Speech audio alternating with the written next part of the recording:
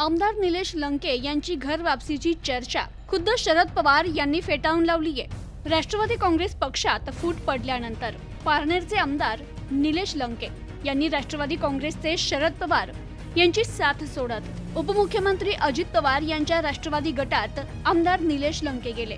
मात्र गेल्या अनेक दिवसांपासून उपमुख्यमंत्री अजित पवार यांच्या राष्ट्रवादीच्या गटात असलेले आमदार निलेश लंके हे पुन्हा शरद पवार यांच्या राष्ट्रवादीच्या गटात येणार असल्याच्या चर्चेला उधाण आलं होतं। मात्र ही चर्चा शरद पवार यांनी फेटाळली आहे। अहमदनगर मधील पारनेर विधानसभा मतदारसंघातील राष्ट्रवादी काँग्रेसचे आमदार निलेश लंके हे राष्ट्रवादी काँग्रेस शरदचंद्र पवार पक्षात प्रवेश करणार असल्याच्या चर्चेत तथ्य नसल्याचं स्वतः शरद पवार यांनी सांगितलंय।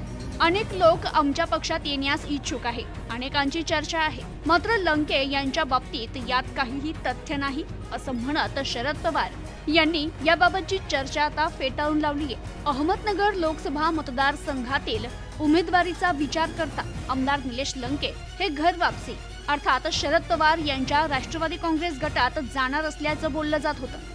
उपमुख्यमंत्री अजित पवार यांची साथ सोडून निलेश लंके पुन्हा शरद पवार यांच्यासोबत येणार असल्याच्या चर्चेला मोठं उधाण आलं होतं।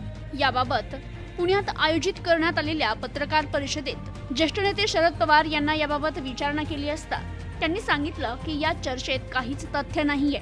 जे सोडून गेले त्यांनाही हे काही बरं चाललं नाही हे कळतंय, त्यामुळे अनेकांच्या चर्चा आहे। अनेक जण आमच्या गटात येण्यास इच्छुक आहे। यासंबंधी माहिती तपासून योग्य वेळी निर्णय घेतले जातील असं शरद पवार यांनी म्हटलंय।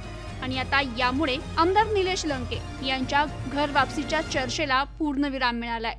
Bureau report, news today 24।